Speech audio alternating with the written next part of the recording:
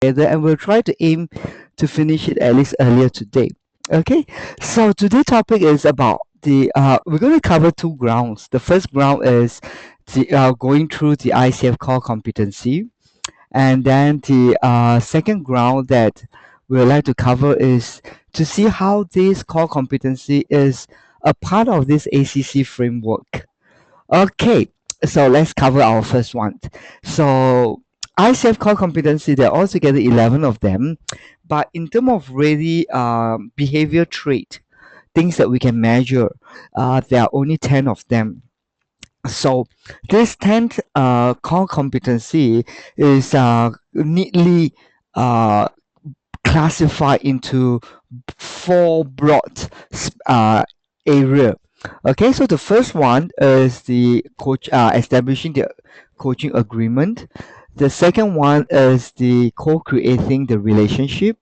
The third one is communicating effectively, and then the last one is facilitating learning and results. And it's so easy to remember them. Just remember one, two, three, four. Simple as that. First, contracting the agreement, there is only one thing to remember, and that is to contract the agreement. And this is the most important competency that distinct differentiate conversation, a consulting, counseling, or training conversation from a ICF coaching conversation. So the only core competency, that really supports the whole 10 core competency. Establishing of the agreement is the one that's allowed the rest of the core competency to take shape and have form. So, in other words, if the coach, ICF credential coach, is unable to clearly understand what is involved in contracting the agreement, the rest of the core competency will be affected because they are designed in such a way that it allows the coach to help the clients to clearly define what they really want. And as we mentioned in the first day in our class, the whole trust of a coaching conversation is all about what do you really want. We thought we understand what we really want, but we only understand what we really want when we start to talk about it. So that is really very strange. If you can't understand that, think about no insult to ladies, but think about your interaction with all your ladies friends. They only start to understand when they start to talk about it. And in the same context, in coaching conversations, the clients only know what they really want after they talk about it. So that is what this core competency is all about, helping the clients to really understand what do you really want. So we mentioned about four key I will not want to use the word procedure or steps, because once we start to think in terms of procedure and steps, people gets very mechanical. And this is what we want to avoid in any coaching conversation, is to make it sound like you are going through a script. It becomes something predictable for the clients. We don't want it to sound like an interview between the coach and the clients. That happens when coaches in training try to memorize the procedure, the steps. Okay, but with practice, we want it to be more fluid. We want it to be more dynamic. So in contracting the agreement, and that is really the key part in the whole coaching conversation, and it takes almost about first 5 to 10 minutes of any coaching conversation. Okay, so these are the four key components that needs to be captured inside the coaching agreement in order for the clients to be able to identify what exactly do they want. It may not be a full manifestation of what the desire is, but what we are interested, at least in the ACC framework, is to get that momentum effect. You see, coaching is about getting the clients unstuck, from a stuck position to an unstuck position. In other words, we want them to be able to move forward. There must be some momentum. We do not want them to stay in the current situation and get stuck with what has happened or what has happened to them affecting them from moving forward. We want them to really be clear about what is happening now, open up the possibility of looking at their situation in a more empowering way, in a manner that will support them to take proactive actions. Now, proactive action is not necessarily a rem- a solution. It can be a solution, can be one proactive step forward, but it is not everything. What we want is that they begin to take ownership about their situation and wanting to do something about that. In in the whole sphere of what makes a coaching conversation impactful for the client is that now they begin to see a possibility in front of them and having that desire to say, well, okay, maybe I could try this and that and see what will be happened. I mean, what will happen. So that is what we want to get at the end of every conversation. So in order to do that, we had to help them to be totally clear about what is it that they want to get out of this particular conversation in a context, a bigger context of them wanting to move forward. Okay, so it might not be a final destination by the end of 30 minutes for them. It's just that they begin to see a light at the tunnel. Okay, that light is what we call possibility thinking. Open up the horizon to look at the situation from a very different perspective. Now, that is very important in the area of transformations. If you are very familiar with a very unknown theory, which is a very powerful theory, which I'm gradually beginning to appreciate, that is called the assets based thinking. It's called ABT. The ABT was a very unknown human learning theory that basically talks about how seeing, the way people see things affects the way people do things. An ABT approach is simply trying to correct the way people is seeing things. And it makes a lot of sense in the spirit of what we're trying to offer to our client, the personal leadership, the ability to lead themselves again towards what they want to really achieve. So in the ABT framework, they talks a lot about seeing how they are looking at the current situation. And during that time, it's just unfortunate that positive psychology has not fully evolved. It was a work that was done in the 1990s, where David some I forgot what was his name, okay, but where he was trying to offer a consulting service to help organization to improve their way of functioning. And it was by accident that he came across ABT. I mean, he didn't came across ABT, but he, out of that work that he has, he designed what they call the ABT approach. So it first deals with seeing. Now, imagine with me that you are climbing, you are in Nepal. Wow, woo! How many of you have been to Nepal? I've been to Nepal. I've been to the Himalayas mountain. I climbed up to 3,800 meters above sea levels and go all the way up to 4,005 and descend all the way down to the valley. If you can imagine going to, in this journey of climbing up these Himalaya mountains, at different levels, sea levels of the Himalaya range, that is so much you can see. If you're at that 700 meters above sea level, you can only see that green patch. Now the forest, not the forest, but the green vegetable. I mean, the green. Everything is all green. All the grass, all the trees. Everything is on the ground is green. Okay, then as you begin to ascend it up to 1004, it become very dry and rocky. there's less tree. And then you begin to look at the surrounding beside you. Oh, you begin to see the lower part of the for no the plantation. I mean, you know and then as you move up to 2,800, you gradually move up to 3,002. You begin to see a bigger picture of the whole Himalaya range. Okay, so at different levels we see different things, and that's what we try to do. When the clients is in their own situation, they are able to assess only to a certain level of vision. This is what they are seeing. And because of that, that impact the way their behavior is showing up. Okay, in the science of EQ, they call that the reactive state of mind, because they are responding to the situation. They are not able to have a bigger perspective of the whole situation.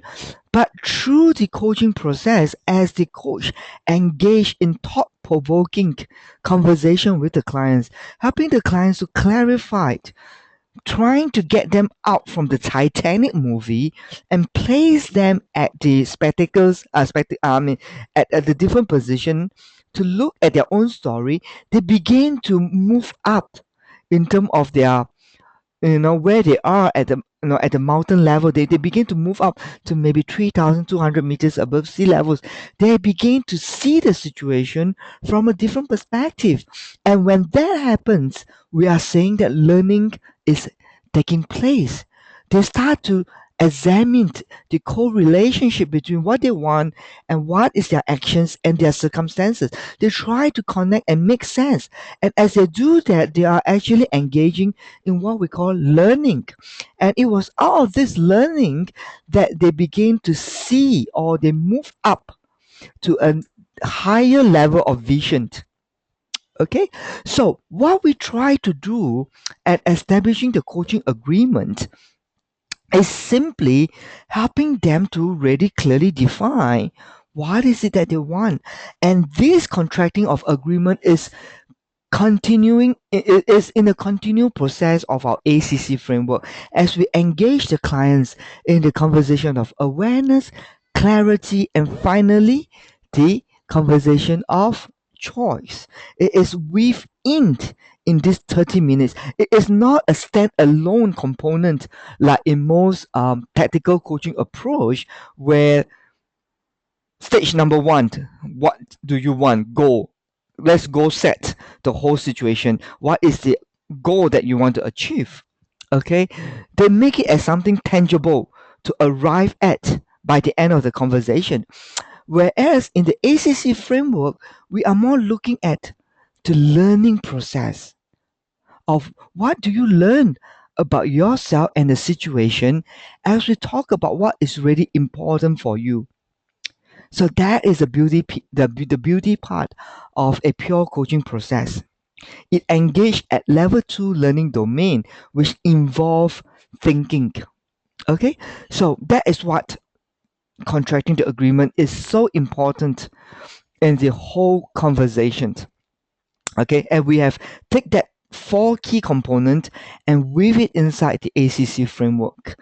So what are the four key components that needs to be included inside this co-trade agreement? So I hope you have reviewed the third lessons, that the last week lesson. So let's just recap very fast. What are the four key components that needs to be inside this agreement? Okay, so the first one is request the clients to talk about the topic. Okay, and that sets the boundary for the whole conversation. Out of the context, we explore with them the meaningfulness of this topic. Now, why do we want to explore the meaningfulness of the topic? It's very simple. It's what we call a very mild hypnotics, how should I say, a very mild hypnotics process that we try to get them connected to the story. We want them to be fully into the story so that we can get meaningful, valuable data about what those events is and are. Helping them to search for that meaning. So in order for that to happen, we need to give them the space to able to fully connect, not say fully, but at least to a great extent, connect to the story. And it has two good reasons. First, it gets them connect to the story, and second, you increases trust and intimacy because the client is talking about themselves.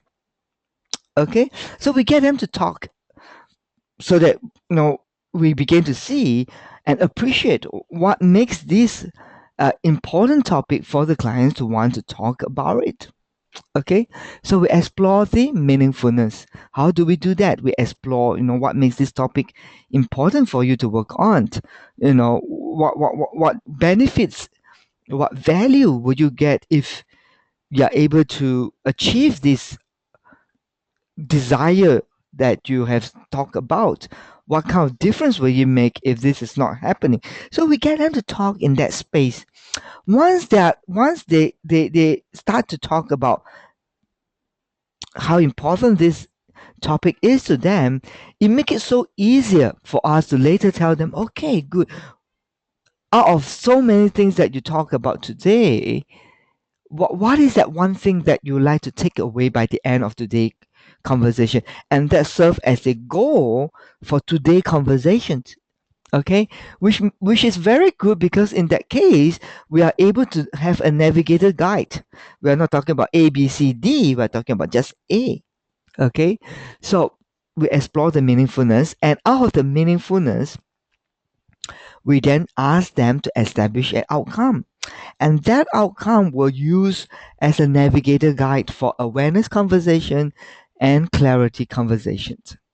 Okay, that really brings focus into the particular issue that the clients would like to talk about.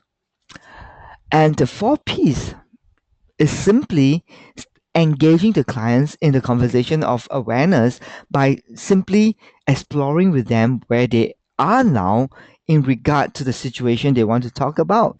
I mean, what they have done so far, what they have not done so far, what are their thoughts or ideas, the thinking, at this point of time, and what else is still missing in order for them to really move forward. That is where the whole conversation of awareness moves to the conversation of clarity. So it is in that the fourth part of establishing where they are and moving towards the clarity part that the rest of the core competency begins to flow in. Okay, so that is where we have that's where the co-creating of the relationship, communicating effectively, facilitate learning and results begin to kick in at that process. Okay, trust and intimacy and coaching presence is something that covers from the beginning till the ending. And the way that ICF the way ICF assessor looks at trust and intimacy and coaching presence is on a very narrow, if I could use the word, a very narrow way of looking at that. They are simply looking at coaching presence and trust and intimacy in regard to the way the coach attend to the client's agenda.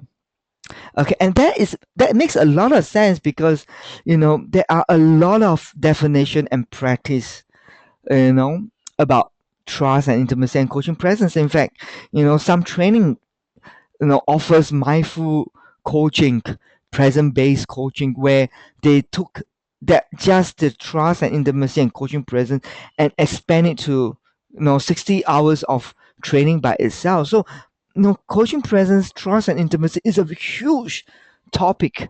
So in order for us to be very objective in assessing whether the coach understands what the core competency is to really have a very objective but yet a very specific narrow way of measurement, that is in regards to the agenda.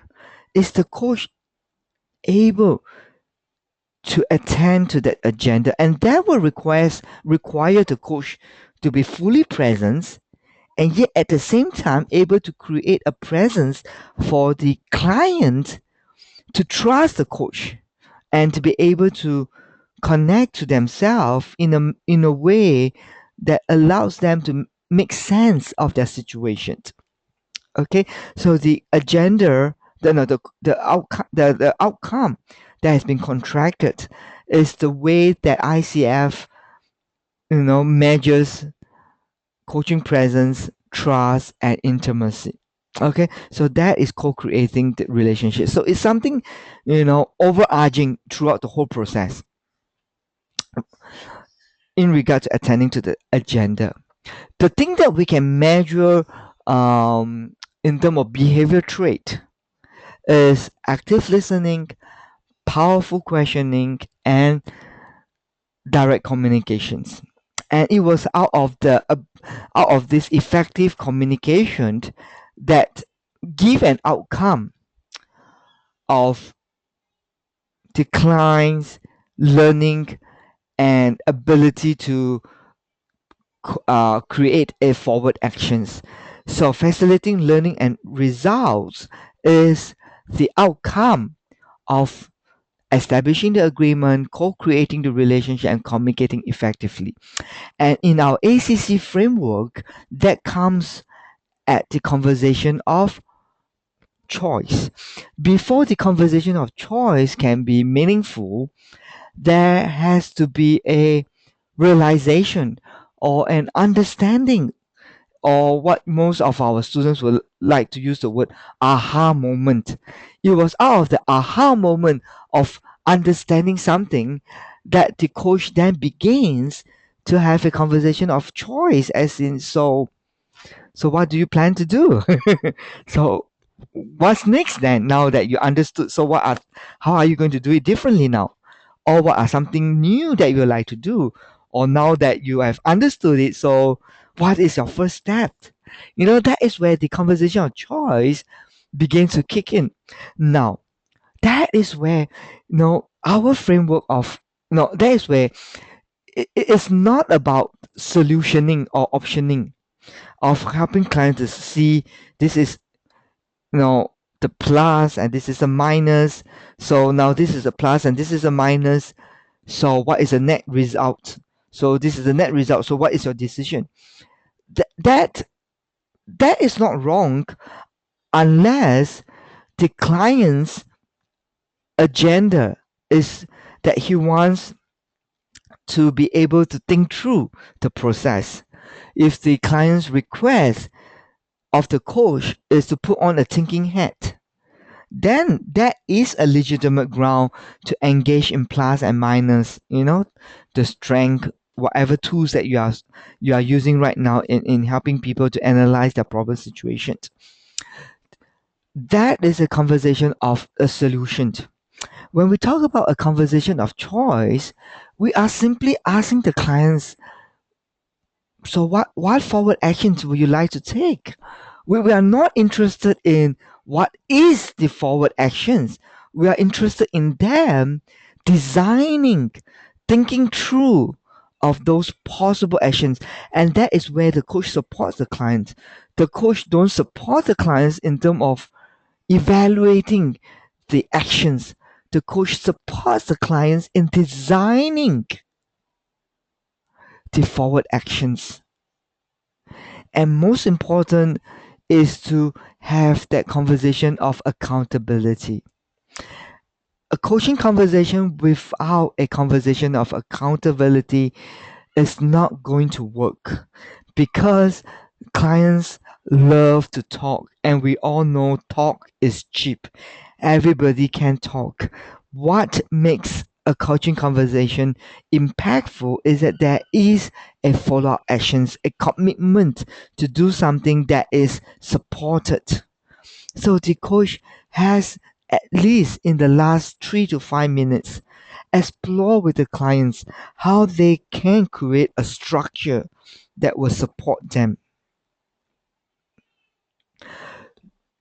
That is the overall flavor of how the core competency interacts with one another, and how that is showing up in our ACC framework.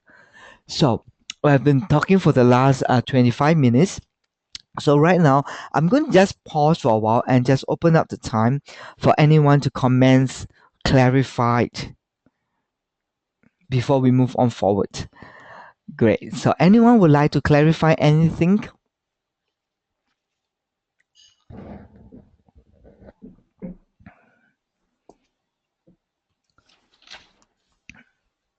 Peter?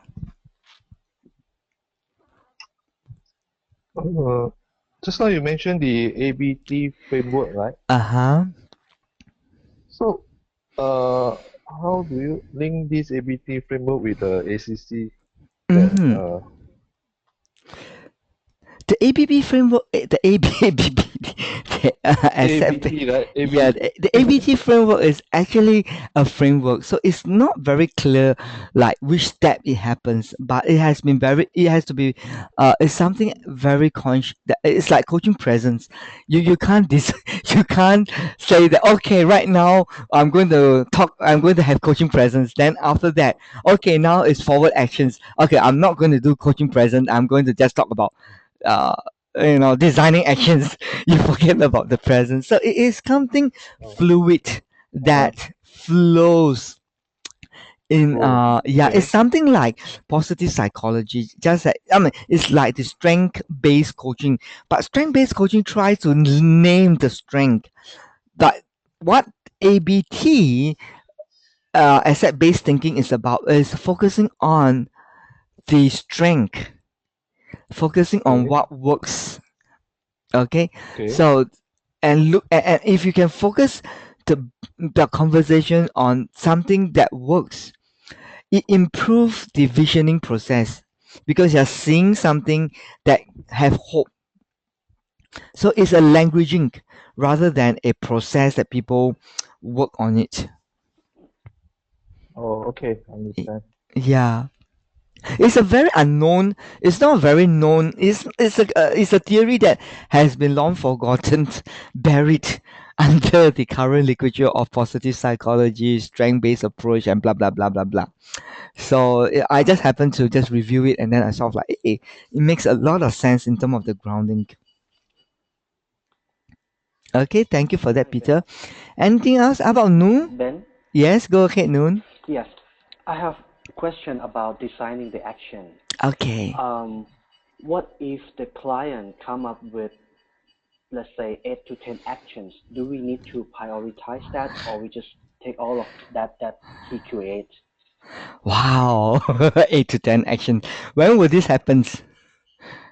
At what context will 8 to 10 action steps happens in a Okay, to conversation? exaggerate, maybe 5 actions.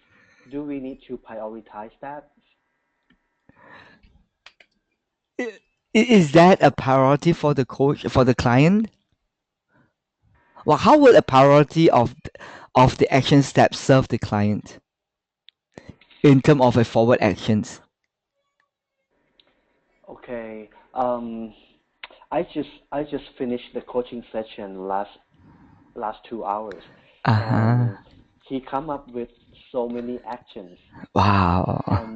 and I question in my mind that will he be able to do it all, or or he can do one at a time or whatsoever. So the question during the coaching session is that should I prioritize? Should I allow him to prioritize that, or we just moving forward to the closing session? Uh huh. It would be interesting to find out what was the questions before you before the clients list out 5 actions. Do you still remember what was the coach questions before that happens?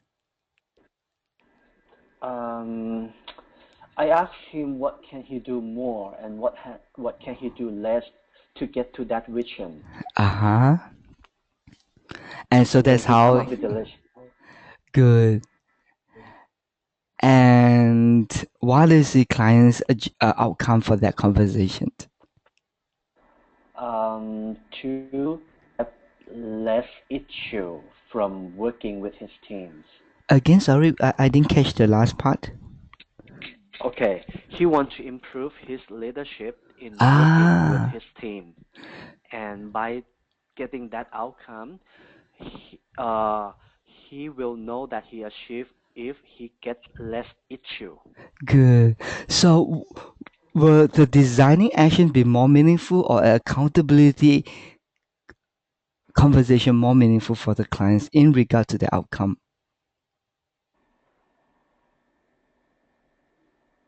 All of that contribute to the outcome.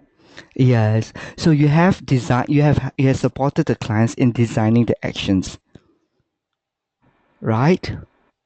Yeah. So now the more important issue is not un, unless by having a priority on the action steps helps to support the clients in moving forward, then it is a good conversation to have the clients to prioritize it. But if it was just a general case, then I think if I'm the coach, I will be more interested to explore with the clients what will ensure you that you are able to see all these actions being taken in the coming weeks. Mm, That would be more meaningful to sort of like manage the progress. Help the clients to see how mm, he's going to manage the progress. I mean, one of the things that he can do is prioritize it, but this is just my suggestion for you to prioritize it. You know what I mean? But I'm not the mm, client.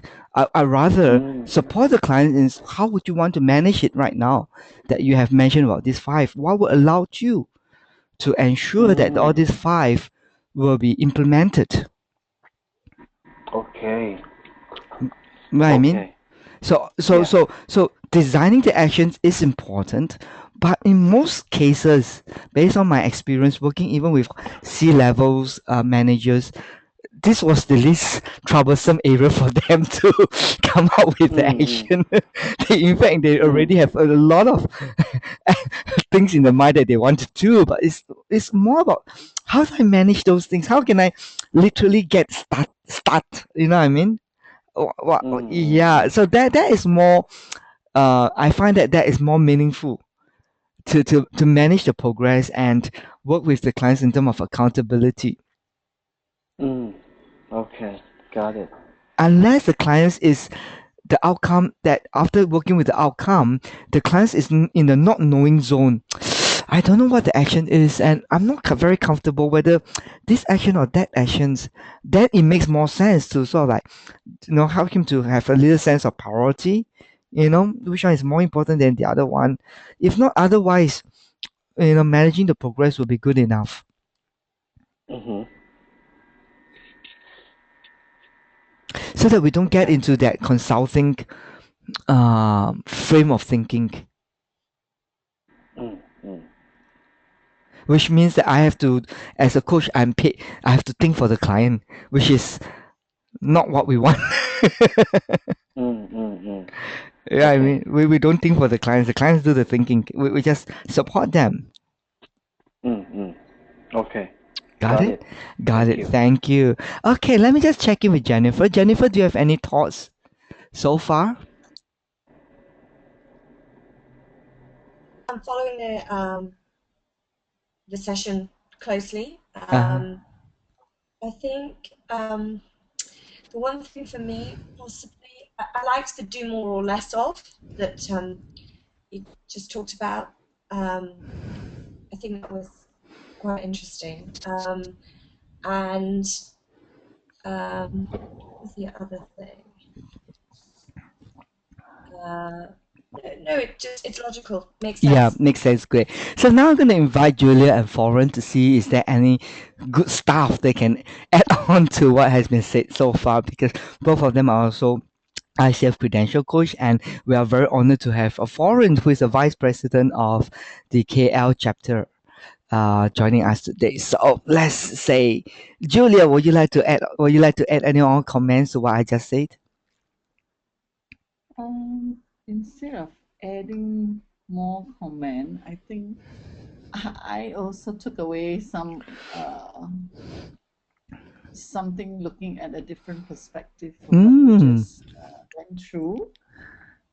And I see how much focus you put on establishing the coaching agreement, yeah. which I always feel that that's really important because if you spend a little bit more time to do that and the Mm, rest care of itself. Precisely. What I appreciated is how you've elaborated on how you might do that. That is, get a client to talk about the topic, and then talk and sort of proceed to talk to him or her about how or why is it important to him, Yeah. so that you get to the real Precisely. purpose of The- why he wants to talk about it. Then only you go into getting the one thing that he wants to get an outcome of for this conversation. So it's got a structure. Oh, well, I like structures. I feel I don't that like structures. You don't I understand. like structures. I don't like I feel structures. that at least now I can grasp the structure, the loose structure that you have for the very important part that I always feel is the anchor of the rest of the coaching session. True. Um, Agreed. so I appreciate that, because I look at how you handle the other 10 or 9 core competency in chunks, but the first core competency was really Yeah. has a more solid picture for me now. Precisely. And that is really what we articulate in our philosophy. I am a life coach philosophy about alignment. That what we offer to people in our coaching is alignment. Alignments in terms of their intention and their actions, helping people to be more congruent in their everyday doing. And one way of alignment is to really be clear about what do you really want? Yes, we know this is your situation. We know this is what you don't want. We know that this is making you very frustrated. So what do you want? So it was all of that, all of this that we try to help the clients to be aligned, because we believe that with alignment you can move forward more purposefully. You have more positive charge energy to deal with the challenges. And the way we put that philosophy and realize it is where we do the conversation of awareness. And the pretext for conversation of awareness is that you must be able to manage or clearly establish the coaching agreement. And I think many students thought that establishing the agreement is okay, the contract. No, how long is the coaching hours, and how much is going to be paid, and what is involved in the term, and stuff like that. No, no, no, no, no. Establishing the coaching agreement is all about understanding and helping the clients to understand what really matters for them. What is that you really want? Okay, thank you for that. And how about foreign? Any new perspective that you would like to help the students to learn? Yeah, Ben, I totally agree with what you have just shared about the trust, intimacy, and coaching present, because I feel that these two components of the conversation here, we exist throughout the whole conversation.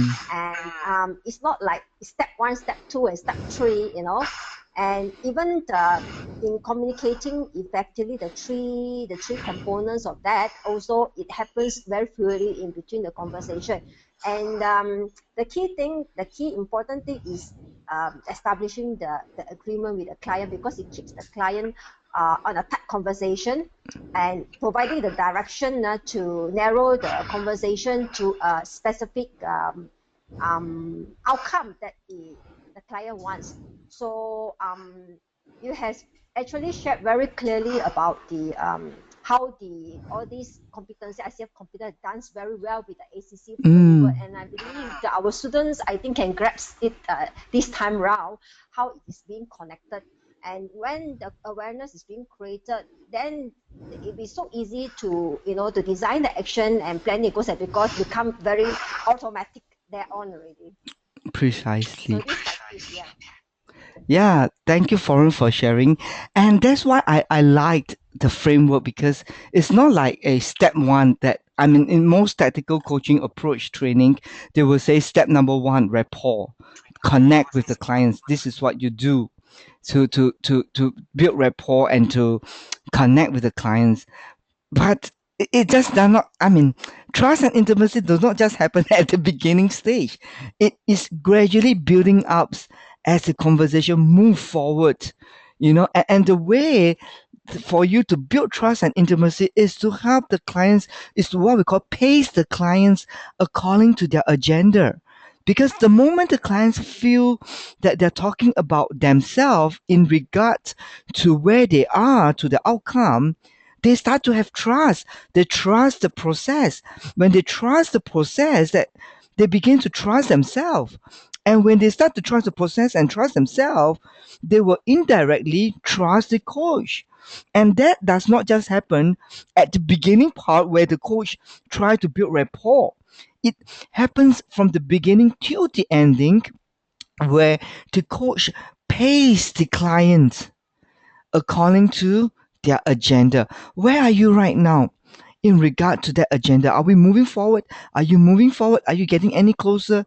So when that is being perceived by the client, that's where trust is really taken to the most highest level, and that's where you can demand, you can like pierce into their heart, with the sharp knives and kill them right inside there, you see, without, and then you get a smiling face on the client for doing that to them. So that is what trust and intimacy is all about. And the coaching presence is the nurturing ground for trust and intimacy, because in order for the coach to pace the clients according to where they are in terms of the outcome, the coach has to be fully present, to remove away, to be very mindful about his own thinking about what the client says, and whether that is interfering the way he's listening to the clients, and at the same time be able to listen to what the real issue the client is talking about, and that is presence. And with that presence, it really enable you as a coach to pace the clients throughout the conversation, not so much in your own world trying to do something for the clients. You clearly free yourself from doing something for the clients, and just be very mindful about the whole thinking process that happens in the conversation. Where are we heading right now in terms of the outcome? Is the clients getting there or not? And are you sensing something that is blocking the clients in terms of trying to articulate what is happening? So that is what I see as presence. Okay, great. Sounds very exciting. We have already created a lot of space for learning here. So what I'm going to do now is to move on. No. Let me just get to the slide first. I'm going to move on to this piece of information right now. A, a slide that we show in our class is, that is where all the core competency is loosely tied in together. Okay, so I think for Jennifer, this is the first time you are looking at this graph. So may we invite Jennifer, to try to see, can you make sense? Can you explain to everyone how, all these wordings, connects together? What is that relationship? How are they connected to with one another in the context of a coaching process? Okay, so I guess if I'm working from the far left-hand side, Mm-hmm. um, I think establishing a coaching goal has to happen within the spectrum of building a powerful partnership. So together you create what the goal is. So you don't do that on your own, you do that as partners. That's the start of that continuum, which goes from building the relationship to actually being present and going through the journey together, dancing in the moment. The coaching conversation is, I guess, a vehicle that facilitates this journey, and through the telling of the story, that is where you dance in the moment with the client. So as they start to express their observations, they unload some of their unconscious into their conscious. That is the point at which it is essential for you to be present.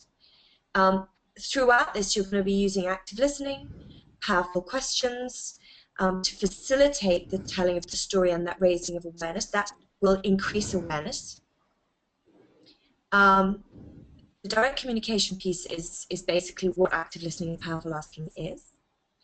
And I guess the outcome is that together in this powerful partnership that you've built, you are creating together a forward momentum towards an action which fulfills the client's needs and the client's outcome. Now, the accountability structure from the learning that I've had in some previous coaching programs that I've done would be around understanding what success looks like. How would they know that it was a success? How are they going to actually, this is a bit where I'm not sure, we haven't really covered it yet, you and I, but I'm wondering if this is where you suggest that next time you speak they'll have done a specific action. Good. Jennifer, congratulations. Okay. Beautiful articulation of the whole process. Okay, great. So let me just invite one more person to see what else you would like to add on. Peter, is there something that you would like to add on to what Jennifer has just shared? I think she have covered most of the important thing. Yeah. Great. How about Noon?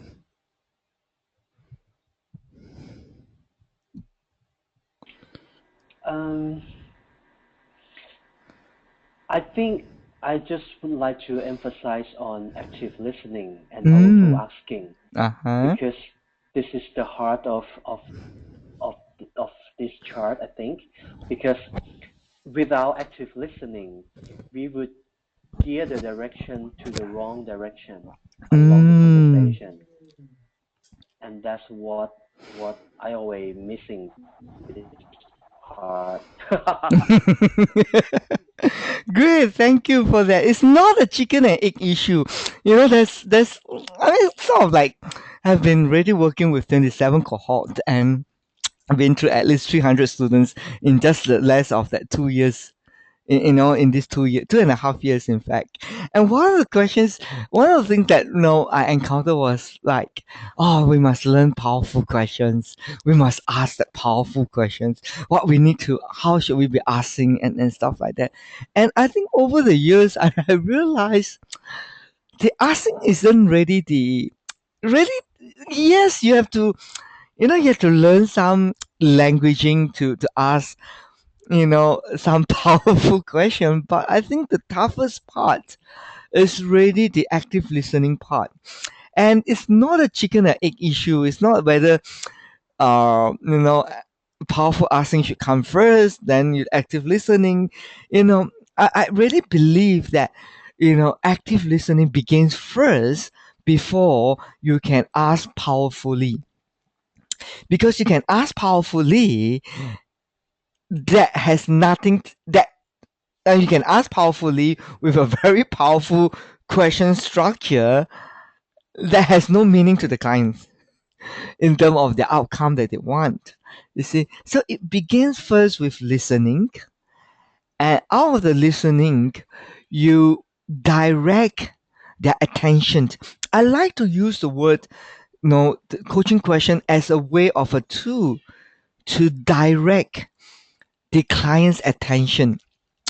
I have one recording that I just reviewed 5 recordings just now, and then I send my comments to the students, and then the students reply back. I find it so challenged in to coach a real clients who don't know anything about coaching, where they always ask me what solution or what I think.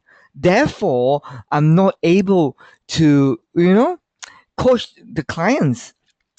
Then I say, yeah, it's not unusual for clients to ask the coach for a solution, because most of the people who are untrained thought this is what coaching is all about. And then I move on to explain, however, the coach is the expert in the process and the client is the expert in the content.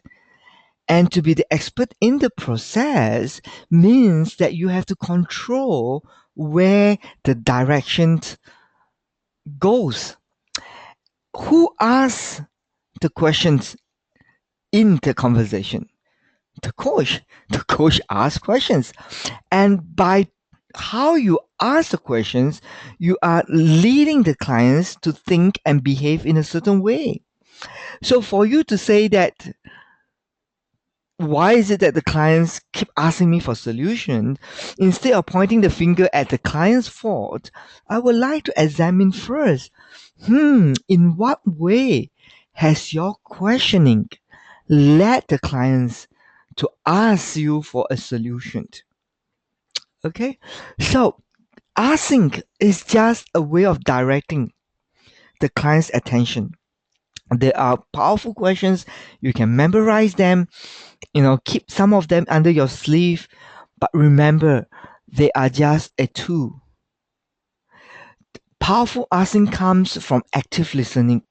And if you can combine both active listening and powerful asking, the combination of both competencies creates what we call direct communication. And what direct communication is all about in the ICF core competency, though it is not fully articulated in that fullness, in that sense, is simply reaching to the rock bottom issue as soon as possible without going round the route, round and round, and talk about the situations and what else, and that is to call laser sharp, cut right into the client's agenda and get to that agenda at the shortest possible time. Okay, so that is direct communication. I will encourage you to practice or even to participate in some of this what we call laser coaching. It's very challenging in laser coaching, and sometimes I don't want to do that because it's like, wow, it's really challenging to coach a client in 15 minutes. And then the next client will come. That's what usually we do. 15 minutes, a clients come, coach them, talk about the topic, get to the issues, identify the blind spot, tata. What do you learn? Move. To do that in 15 minutes. That is fun. Okay, so if you have the chance to do that, enjoy it. Try and see whether you can, you know, achieve that in just 15 minutes. And amazing things happens. But that is really the test of the core competency of direct communication. Okay, great. So Julia and Florence, is there anything else you felt that I have not added on in order to be totally clear? I think Jennifer has something to ask about the accountability structure. Julia, would you like to add you like to add on something regarding the accountability structure from the school where you have learned coaching? Mm, I think it's pretty much from how we do it in our sort of training as well. Because this piece is really, really important for us to support the client by asking them about how sometimes I even ask very directly, how do I hold you accountable, and how can I support to know that you've moved forward like you have planned. So yeah, and it is the final piece that ensure that that is done. Usually, if it is done smoothly and like that, they will sort of set a timing, and they will promise to come back to you on that, and that's where you hold them accountable. So I think that it is important, and it needs to be crisp and supportive. Yeah, true, agreed. How about foreign? Anything else you'd like to add on to this process? On the accountability structure, I felt that during this part, it's good to check with the client onto the bucket and the balloons that could hold the person accountable, because most of the time client could go through a process of because it's a change of behavior to adapt to new behavior, for a change of the changes that they want to make. So they may go through a time where it's very difficult to let go of certain old habits. So this accountability structure would to keep them tied onto what is actually checking with them on what is that might be still holding them to any change that they may want to make, so that it can be addressed, so that it make it easy for them to move the steps forward, rather than to leave them aside and wait for things to happen, and then they become demotivated. So this accounting strategy is important, that to check through to see there's no more holes for them to step on. At least lessen the holes for them to step in, so that they can move with that baby step forward. So and also to check with them, what are the balloons, because it can keep them motivated on to move forward. So with that being identified, the client will have a certain structure to take ownership and be accountable for their forward actions. That's what I want to leave with with you all. Thank you, thank you, foreign. Lawrence. Foreign, yeah, foreign. I say foreign. Okay, let me just add on a few things. There is a book that is inside the CD, or even Jennifer inside the portal that is given to you, called Coaching Questions. Inside there's a topic on accountability, so you can make reference to that to find out what are some possible questions that you can engage with the clients in regard to the accountability structure. Now, basically, the accountability conversation is to help the clients to determine what they are committed to do. That's all. What is your commitment level? Yeah. What are you committed to do? That is the whole hallmark of the accountability conversation. So you can begin. There are various ways to do that. One of the ways you can do is by just simply asking them. So, what do you think might get in the way of you taking the actions? Before you start to work on the structure, let them think through what are the barriers that might get into their way, future barrier, not current barrier, but future barriers, as they envision the whole process. And then you can move on to, after that, then you can move on very logically to ask them, what resources would you like to draw on in order to continue to move forward to realize that goal? What else do you need? What kind of support do you need? Resources do you need? Or you can just say, what do you need? And once that is clear, then you can explore with them. So who would you like to reach out to for support? Who? Is there anybody else in mind that you think might be a very helpful person? And then don't forget to ask, what would you like to ask from that person? It's very easy to name a person, but the clients will appreciate you more if you can ask the next question.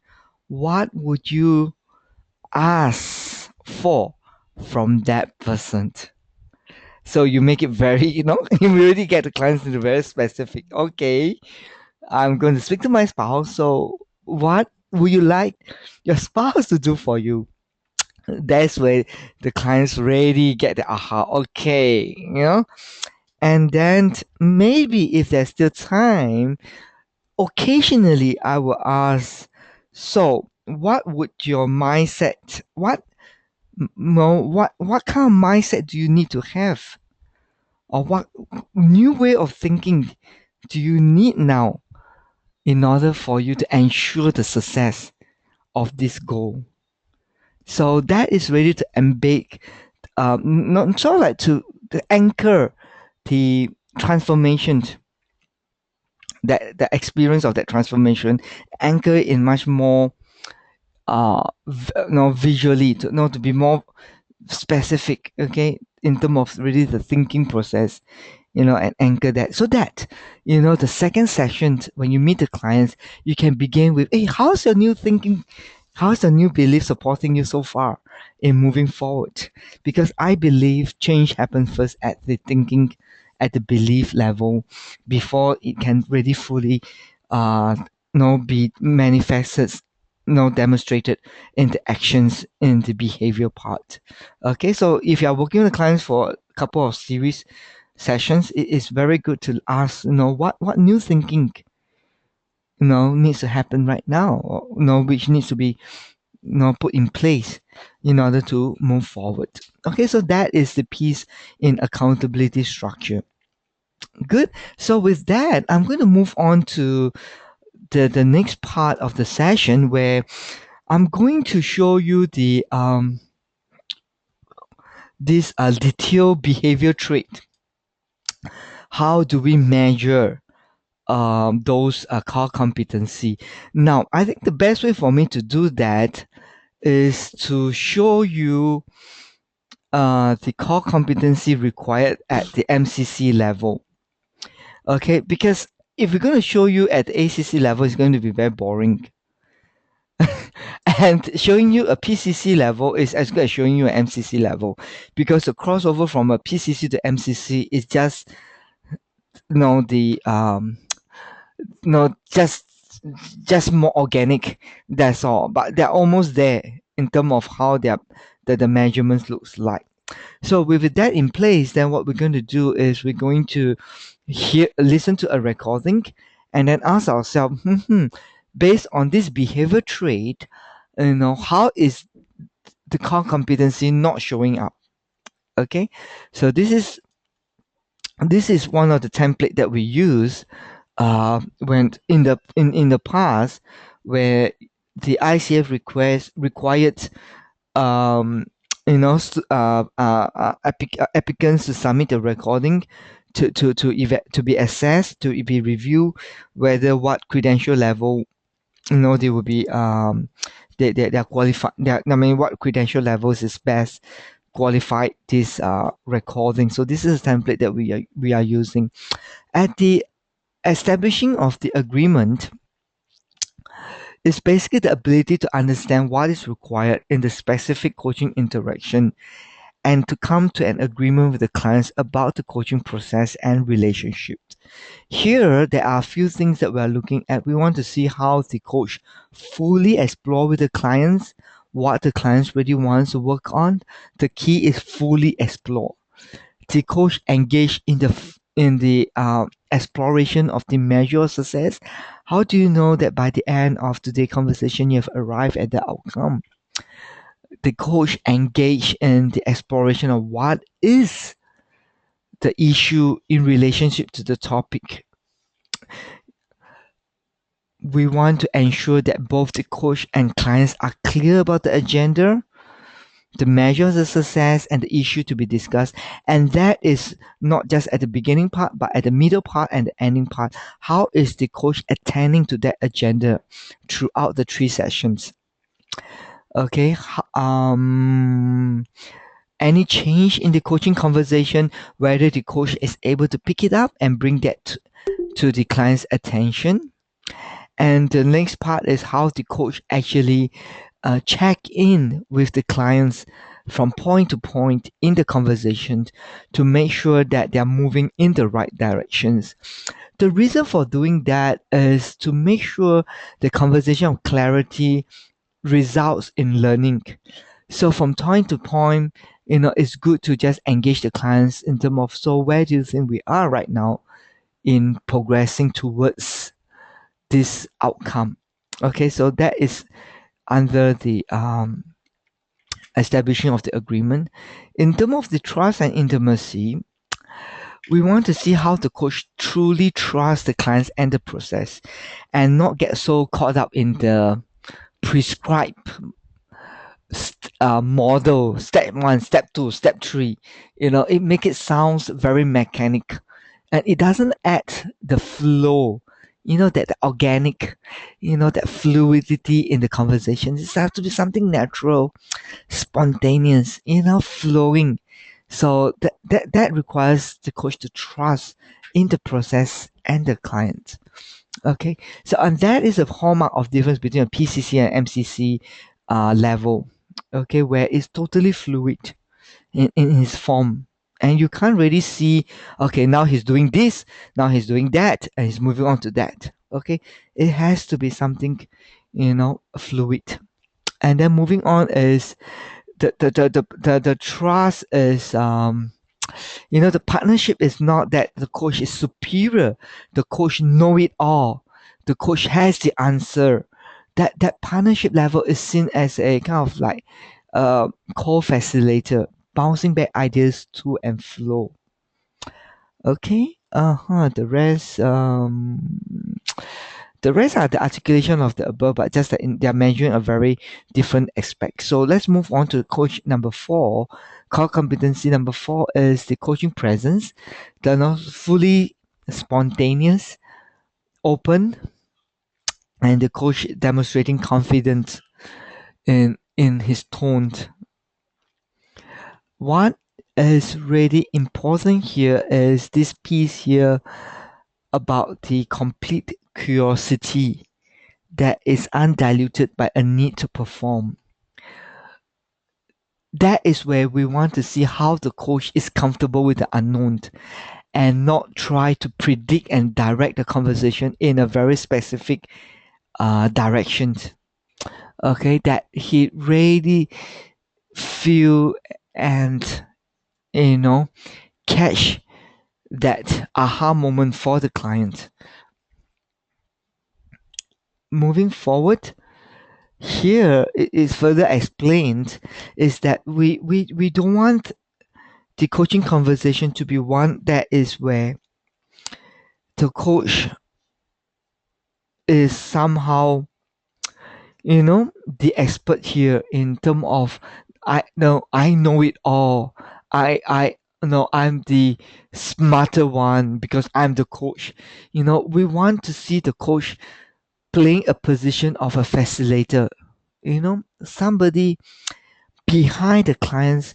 We want to see how is that conversation making the clients feel like they are the leader, with the coach notching behind them. Okay, so that is under the trust and intimacy and coaching presence. So at the active listening, it is very demanding in the sense that we want to see how the coach is able to listen at a logical and emotional level, and that is also being captured here when we talk about linear and non-linear. Okay, linear approach are basically logical approach. Non-linear approach means the emotion, where it is sort of like the clients taking left turn and right turns with some emotional hiccups along the way, or picking up the shift in emotions, things that is not said but is there. So those are non-linear approach. At the multiple level includes thinking, feeling, and doing.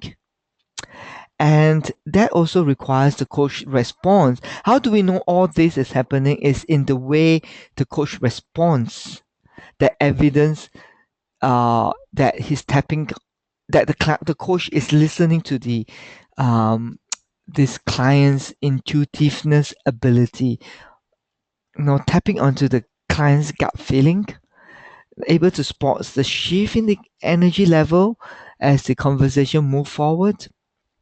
How when the conversation hits into a new chapter or the climax, how is the coach able to pick up, hey, the client is reaching some peak level of understanding here, and how the, the clients grew in insights, in understanding as they talk about just as the clients continue to talk about this the situation with the coach. And the other part is where how the clients is beginning to find their own powerful self as they got the aha moment. How is the coach tapping onto that and bring that forth into clarity with the clients and using that to move the clients forward. Okay, so we want to hear the current thinking and also the future that clients is trying to create. Most uh, coaches focuses only on the past and now with very little on what the future the clients is really trying to create. Okay, there must be a celebration of the client's greatness, also at the same time able to pick up the limiting belief and pattern. At PCC level or ACC level, most of the conversation tends to focus on the limiting belief and patterns. At the MCC level, we really want to hear how the coach is able to pick up the greatness in the conversation and celebrate that with the client. Powerful questioning, we have the question has not only to be direct, but it has to be evocative. That means thought provoking, fully responsive in the current moment towards the client's agenda, and that questions require some significant level of thinking that will take the clients to a new place of belief. You make use of the client's language, the way they learn, whether they're visual person, kinetic person, audio person, and to craft out the questions that really give the space to expand their thoughts. You ask the clients to clarify at a multiple level, both at emotional and logical level, fully curious in his nature, and don't there's no leading questions. Leading questions can be one not in terms of intention, it can also be outcome. How the coach directs the clients towards a problem solving approach, which tends to be most ACC and PCC level of coaching. The coach is very anxious to arrive at some point for the client. Okay, and therefore leading the client's thought process into much more of that of troubleshooting. Okay, and the questions must be a reflection of what the coach learned about the client's strength or the greatness, and help the clients to, how should I use the word, to find themselves. Okay, in terms of where they are in the story. Okay, so in other words, the coach listens in a way that allows the clients to know where they are in their stories and how far that is away towards the outcome that they want. Okay, so this is what is trying to mean here. Questions is more focused on creating the future rather than focusing on the past or the present dilemma or problems. So this is often a PCC level coaching, but to move on, we really want to see how that also includes the future. Is very at ease in asking the questions, especially those that will make the clients very uncomfortable. And when he says comfortable with letting the clients create a question for themselves, it's basically about inviting the clients for learning. Okay, what is the clients learning about their own situation as they talk about it. Direct communications here talks about how the coach freely share their observation, intuitions, and feedback without the client's attachment. Incorporates the client's language, trust the clients to you know move their own have the leadership in the conversation. That's what I'm trying to say. Invite the clients to share their intuitions, create space where the conversation is more of the voice of the clients and not so much the voice of the coach. Another one is the broad language base, where that has to come with ready experience in terms of how you structure your coaching questions. Okay, so questions, the direct communication often engage in broader learning and discovery. Okay, creating awareness, the last part here is invitation to explore important issue rather than invitation to a solution. ACC level coaching is often very solution driven. PCC tends to problem solve with learning, but MCC tends to be more on helping to learn about what the clients know but is not knowing. Okay, rather than ready troubleshooting. Okay, so the coach must be willing to not know. That means I do not know what is the outcome. I do not know how the clients are going to respond, but I'm just trusting the process. Okay, and that involves the client's thinking and learning.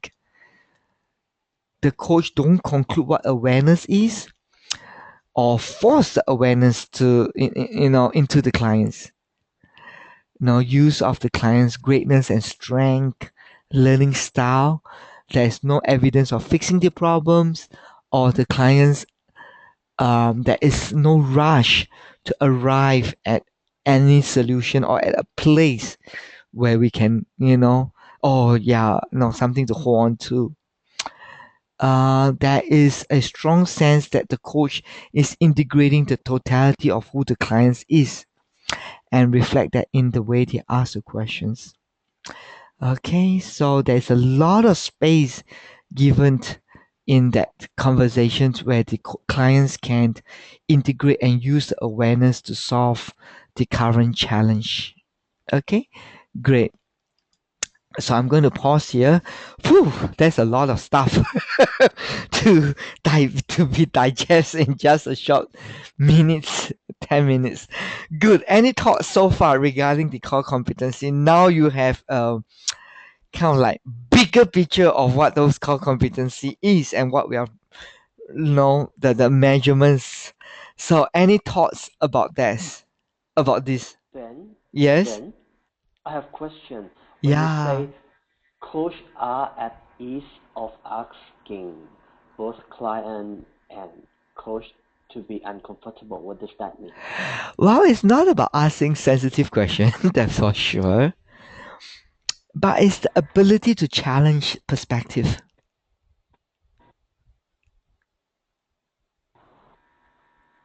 So that Challenge. yeah, in a way, yeah, most people are not willing to be very. I mean, we can challenge solutions and actions easily, but in bringing forth your own thinking, that is what Can you we're trying. give more clear example or question example that we challenge the perspective of the client? It's not so much in what the question is asked, but it's more in the flow. At that particular moment where the client was not confident and not clear about what is saying, and the coach, after a pause period, says to the clients that I'm sensing some reservation here. And I'm just wondering what is it that you are holding back at this point of time. So that is one example of being ease and yet at the same time be bold and courageous to challenge the clients. Okay, got it. Yeah.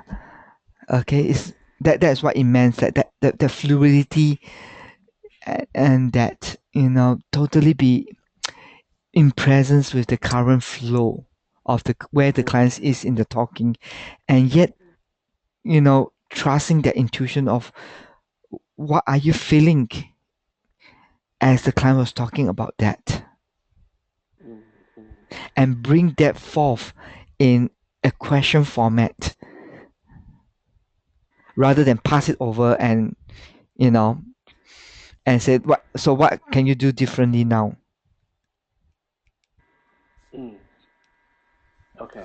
Okay, not a perfect example, but roughly there, that we are trying to say. Okay, thank you for that. Okay. Good. How about Jennifer? Is there something else that you would like to clarify regarding this car competency?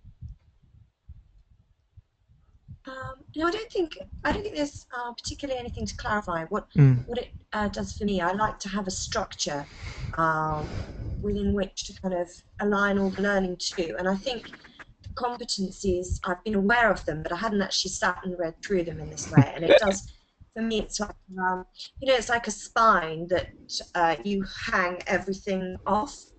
And I think it's helpful to just remind yourself of the different steps as you go through. In terms of the process for accreditation, I don't want to talk about that in detail right now. Just one question, Uh-huh. which is the online test that we take, the knowledge test. Is that based broadly on the competencies? I mean, Mm-hmm. would It you be is, expected to know yeah. this? The knowledge evaluation assessment is based on a situation, is what we call a situational based questions that surrounds the core competency. Okay, Okay, so there is a good sample example in the ICF website. Just click onto the knowledge base, no, that little line there. Click on that, and then right at the bottom there is this, what we call view sample question. So great, example thank is you. like when you're coaching your clients, the client suddenly bursts into tears. So what would you do? Step number one, go.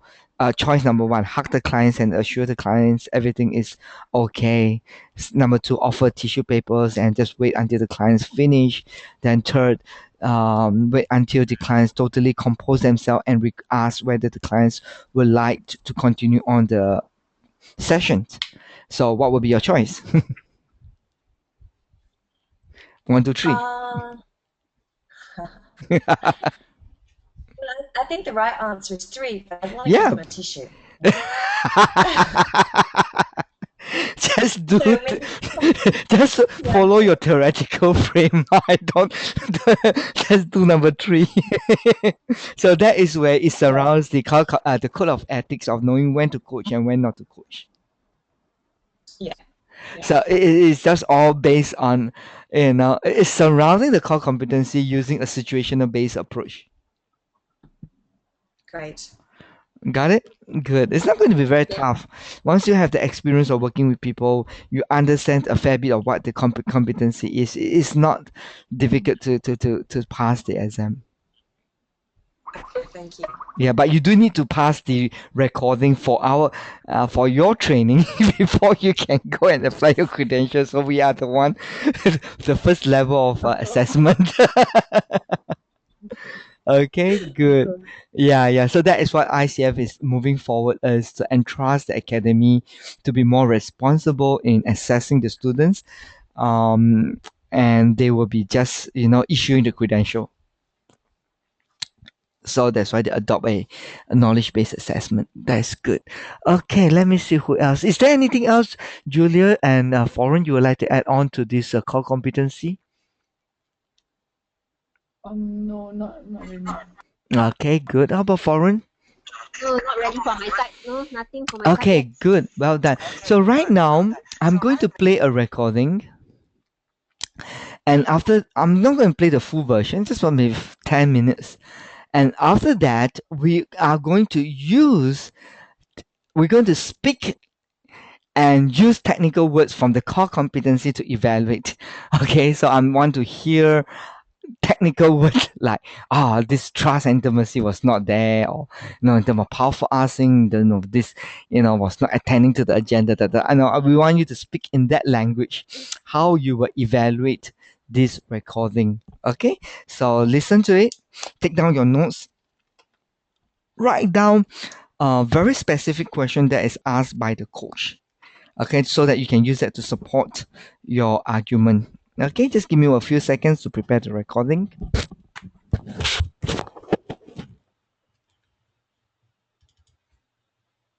Click on.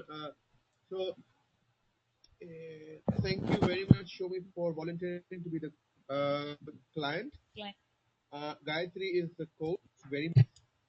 How are Hi, you? Gayatri. How are you? I'm good, Gayatri. How are you doing? I'm doing good too. Thank you. So, how was your Goa trip? Goa trip was very good. It was a good, not only from the purpose of work, but also from the purpose of play. you know all work and no play makes Jack a dull boy. So I have no intention of making him dull. And Tarun Tejpal to also get into trouble, but no comment. Oh, no comments after the comment is made. I like it. So now show me. He couldn't resist. I could not resist. Yes. Now with all ours, show me. Yes. So now that we have got into a discussion, yes. Yeah. Please So go the ahead. reason I wanted to meet you, Gayatri, and to have this coaching session with you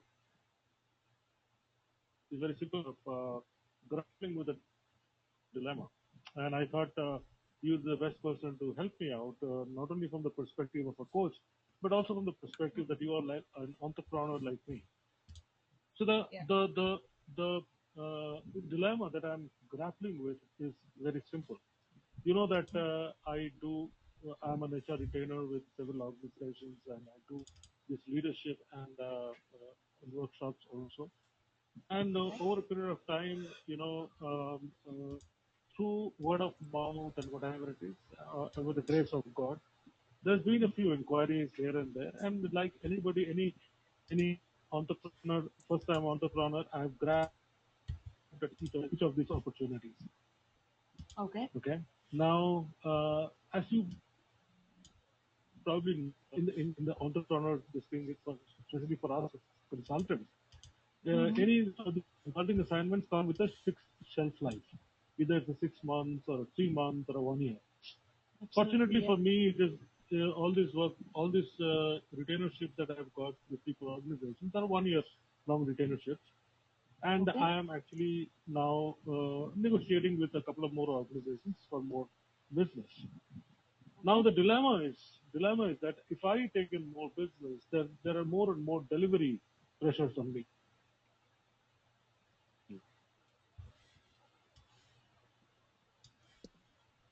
Shomi, are you there? The delivery. Could you please repeat that, Shomi? Yeah.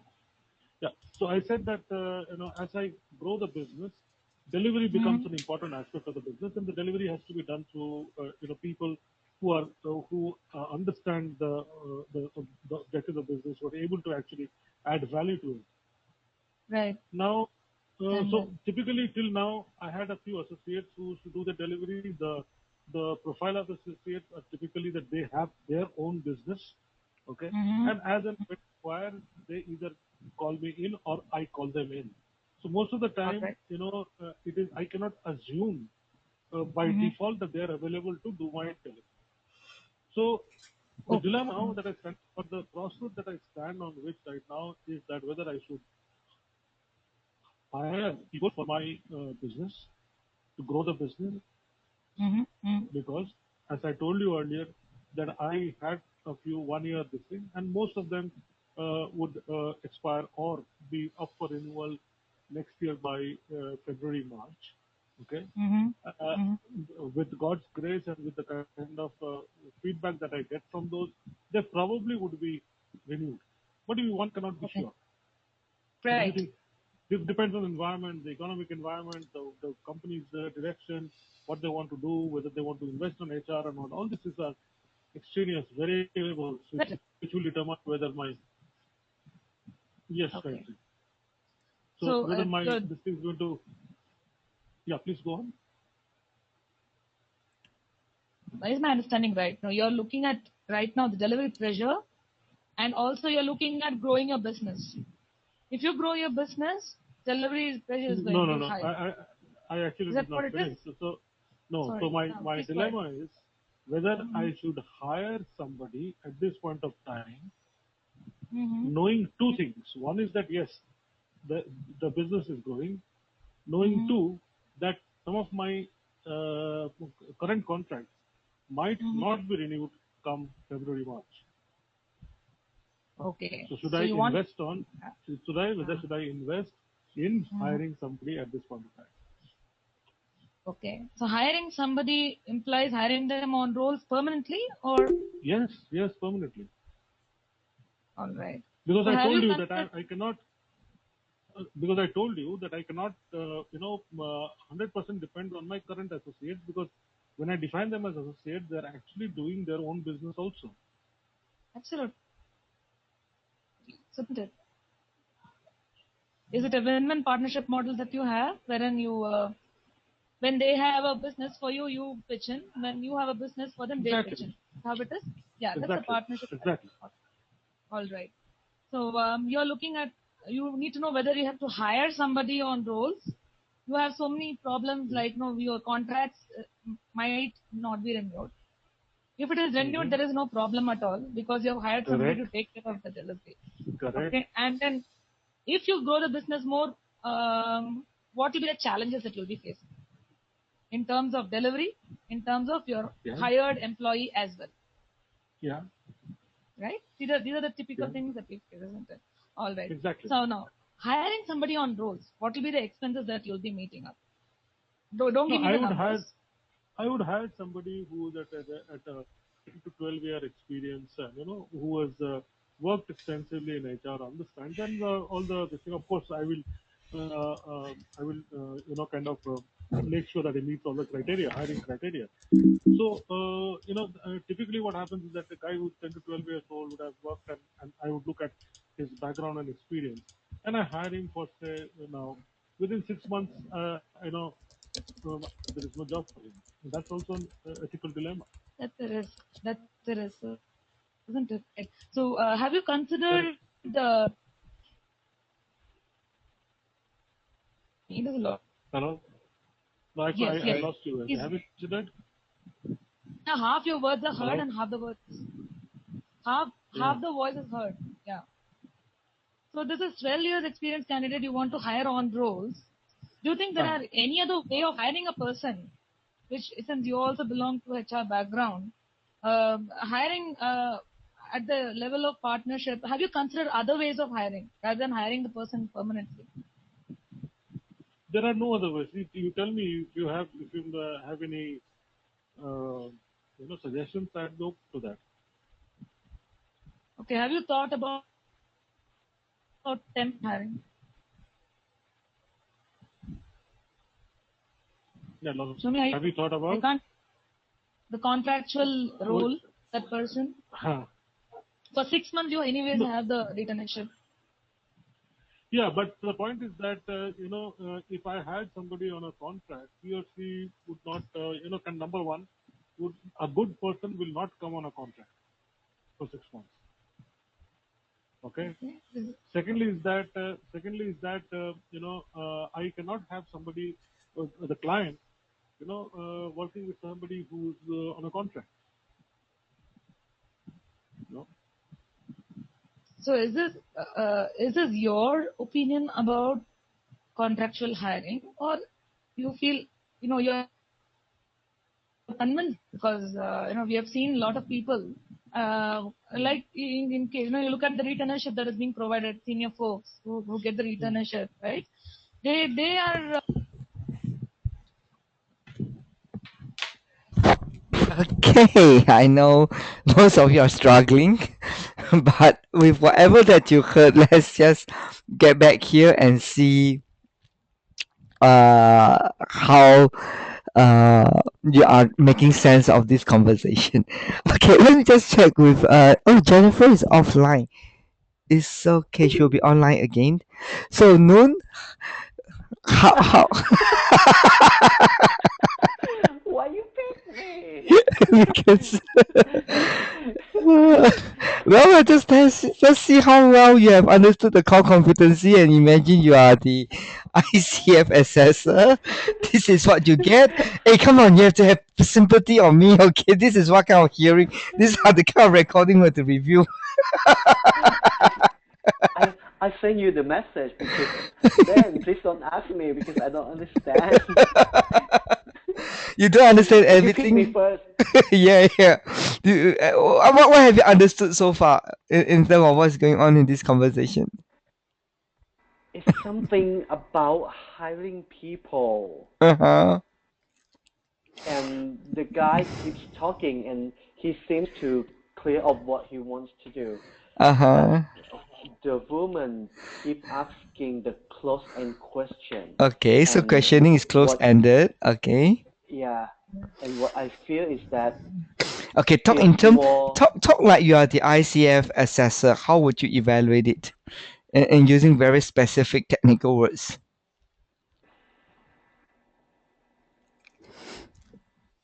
Okay, the coach doesn't use the question that allow client to deepen his learning enough, Mm-hmm. but the question is more on consultant that helps her to um, understand the content instead. Mm-hmm. Good. That's how Uh-huh. I feel. Great, great, good. Let me just bounce it back to Jennifer. Jennifer, if you could understand any bit of what is going on, what is your evaluation of this recording? Yes, I did. It was just the last few minutes actually, but I did Uh-huh. get enough to Uh-huh. agree with what has been said. Good. Yeah, I mean, I really felt so specifically there wasn't good demonstration of active listening or powerful questioning. It Uh-huh. was leading. At one point, she said, "Have you thought?" And several times she tried to get her agenda across. It was Yes. very obvious to me that she had determined that the solution to his problem was to hire a temporary person. Agreed. And he batted that back a number of times, and she did try to clarify the topic. So that would be the setting the foundation and you know, designing, clarifying what exactly the topic was and defining the boundaries. But she sort of interrupted him a couple of times while he was trying to articulate. I think it was useful she summarized back to him what she'd understood, and he said, no, that's not right. So at least they were getting closer towards what the topic was, but I still don't think they defined it clearly enough. And I think at the point that they defined, should I hire someone, I think she should have asked him why that was important. Yes. Instead of that, which is what you said, get him to connect with it. But instead she said, have you considered other ways of hiring? And when he said, no, there is no other way that I'm interested in hiring, she said, what about a temp? Is that your perspective or somebody else's perspective? It was like, hey. Agenda. And actually, I felt that the client was getting a bit irritated. True. Because he didn't feel like someone was trying to understand him. She wasn't very present. And I think she was acting. I agree with my colleague that she was acting consulting fashion. She had a that she was that, and it's a very good demonstration of how a consulting approach is not always the best. True, precisely. It makes the clients feel that they don't know anything about the content. And really position the coach like, I know it all. Okay, I'm going to show you how you're going to do it. Good. Okay, let me just check with Joyce, Pein, to see whether she has good connection. Pein, are you able to get a good connection here, Pein? Pein? Okay, I think Pein is not able to get any good connection. Good. So let's talk about the agreement part here. What went wrong with the agreement, and how would you do it differently to really get to clearly demonstrate the understanding of what the core competency is about in establishing contracting the agreement. What went wrong here? Maybe Noon, you want to try?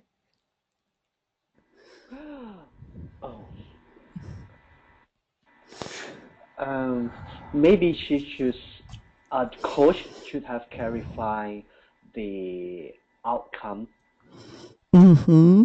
clearer than this, Yeah. so that it can shape up the direction of the conversation. Mm-mm. How do you plan to do that? Imagine if you are the coach and this is what the clients had said. How would you do it differently?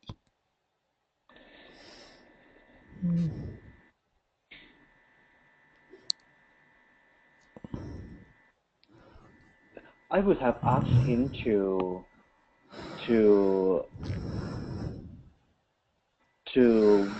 visualize Mm-hmm. Mm-hmm. how he sees himself after achieving the goal. Mm-hmm. Okay. And what would that where would that what would you like to achieve out of that? You mean me? Yeah, by asking by doing this, what would you like to achieve? So I see exactly what what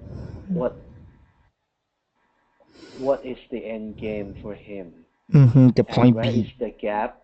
Yeah, the point B. Mm-hmm. And where is the gap that I can continue with the conversation to Mm-hmm. close that gap? Yeah. Mm-hmm. That's good. That's try to get the point B there. That's great. Anything else that you would like to consider doing differently? I would not ask the close-end question Mm-hmm. Yeah. because I think that's not the good question that allow a client to deepen his learning Mm-hmm. or tell the story. Yeah.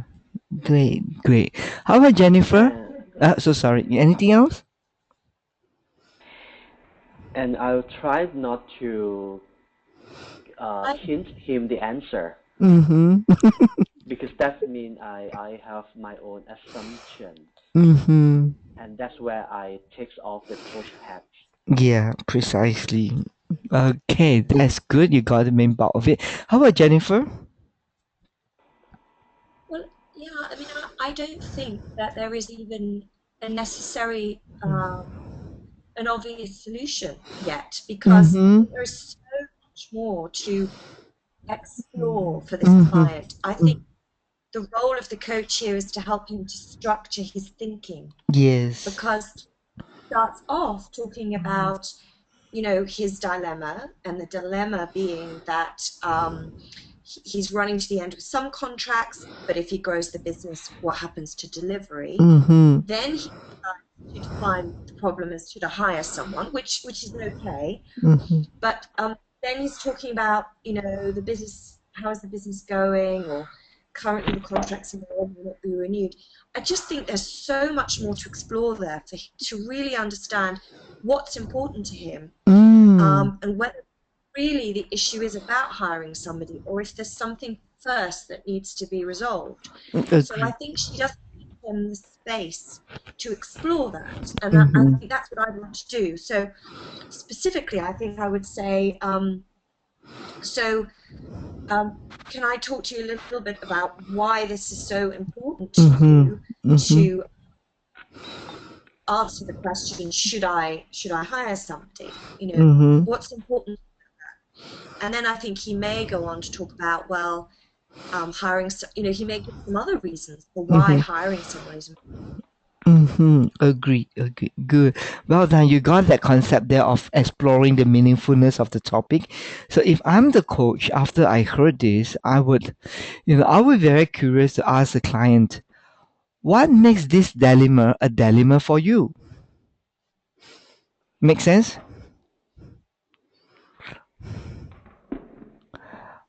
What makes this a Yeah, that's dilemma For Yeah, why and is what it a makes dilemma? a dilemma for you? And then we open up the whole. I mean, yeah, yeah. What makes this a dilemma for you? I mean, yeah. And then out of that, then I will ask the clients, wow. So what would be a most meaningful outcome for us to work on for today's conversation? Or what exactly would you like to take away by the end of the conversation? And that puts, like, you zoom it in. I mean, you put a big boundary to for him to talk about everything, and then you place a very small boundary to say, okay, can you just choose this one thing that we can work on today? I want to make a decision whether should I employ or not. Oh, that's great. So what is your thought in regard to this decision that we need to talk about? Yeah, I mean, so from there, you can just move on to just help the clients to be clear about that thinking. So it's a very, very straightforward, situation to deal with. Okay, good. No, you were asking a question. Yeah. When you say what makes this dilemma A becomes dilemma dilemma. for you, Mm-hmm. is that a way to find the meaningfulness of this Yeah. topic? Yes. This is at advanced stage we call clean languages. A clean language is sort of like a way of clarifying metaphor or metaphoric speaking to clarify what the clients actually meant. Okay. Yeah, just ask what makes this a dilemma for you. Well, it is a Mm-hmm. dilemma because I'm not sure, whether should I be spending money. Oh, so what you are struggling is investment. Great. Mm-hmm. So what would be a good, meaningful outcome for us to talk about for today in regard to this investment? Mm. I would like to be able to make a decision, by the end of the day, and I want to be, great. So how do you know that you have arrived at a decision by the end of the day? Well, I feel peaceful and contented and confident. So what will help you to feel confidence and whatever that is in making a decision? What is it that you're not knowing that will be helpful that we need to focus on? I mean, I don't know. I'm just hypothetical, trying to speculate the thought process, but I mean that is what I would do if I'm the coach. Got it? Okay, good. Our time is running out. Wow. First time I did this in 2 hours. We usually take one day to do that. I managed to condense it into 2 hours. Woo! And the next target is to make this into 1 hour. Okay, great. So Noon, what is your greatest learning for today? Your last question. What I is think your greatest learning for today?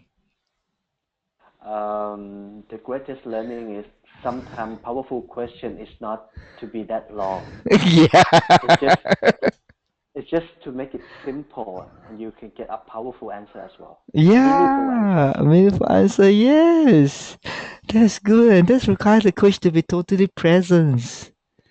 That's all. To be totally present. And then you just listen. And then you can pick up the things that you need to clarify with the client. That's great. How about Jennifer? What is your biggest learning for today?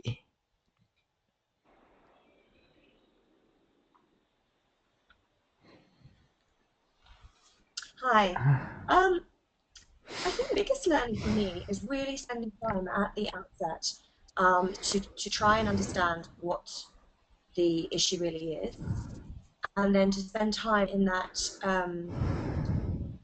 area where you are exploring the journey and asking questions.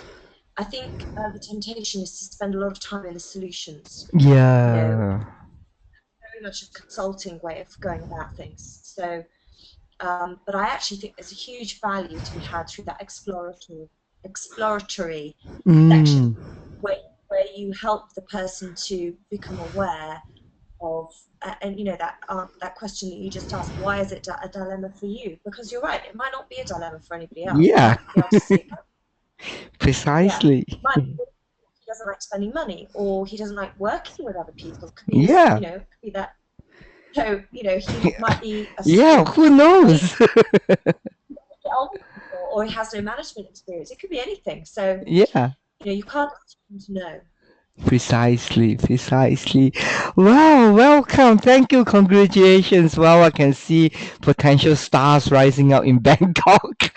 And really we are very proud of what we are offering to our clients through our pure coaching process, because I think that is really what is going to differentiate us, from coaches, from professional coaches to coaches, and we are really proud to hang the flag of ICF and call ourselves professional coaches, because the way we offering coaching, is something different from a normal conversation. That's where we really brings about transformations.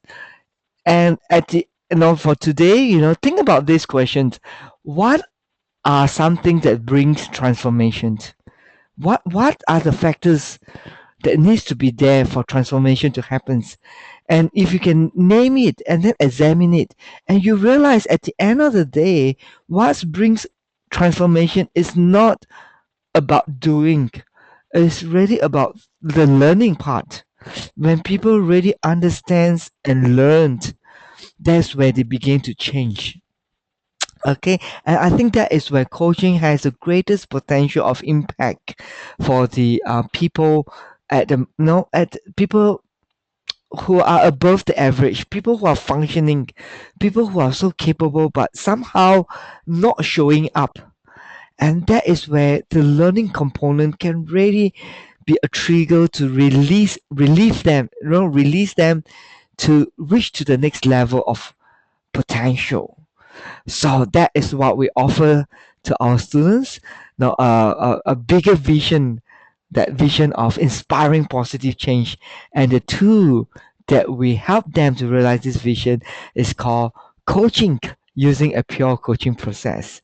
So we have complete our learning. So the next step is to integrate your learning into practice, because knowing is not equal to doing. Okay, you may know a lot, but right now the greatest challenge is how do you actually do it in the real conversation. Got it? So great. So I think I will see you guys again in the practical coaching to continue to hone your skills in integrating this learning into real practice. So Jennifer, the just take note of this Thursday is at 9 o'clock p.m. The practical coaching session. That's where you get to meet the rest of your cohort. I'm glad you mentioned that, because I had in my mind Wednesday because they're on Wednesday, but the first No. one's The Thursday. first one is Thursday. Got it. Just remember it's Thursday at 9 p.m. Okay, so you get Got to it. know. So you will meet Julia and Foreign. They are the supervisor, but I'll be leading the first two sessions. But Julia and Foreign will be supporting you for the rest of the 8 sessions. Okay, so you get three of us to work with you. Best deal, because not all coach academy provide three different credential coach to supervise the process, so you get three very unique and different coaches to support you in your learning. So Noon, you are welcome to join us at this Thursday 9 p.m. Singapore time, which is 8 p.m. Bangkok time. Okay. Got it? Okay, thank you. Is there any questions? Yep, one at a time. Yeah. Sorry, I sent you an email. Yes, I saw it now, but I will reply to great. it. Most of the things I can send you by reply. Don't worry, I will get that done in 1 or 2 days for you. Yeah, I want to do all my homework. Sure, no problem. I understand that. I will send you a direct link where you can download all those stuff. That'll be much easier. Perfect. I don't know, I'm using a Mac, so it may be that because I'm using a Mac, it's not coming to you. I don't know. No, I'm using a map also, so it's just some. It's okay. I'll send you a direct link. Thank you very much.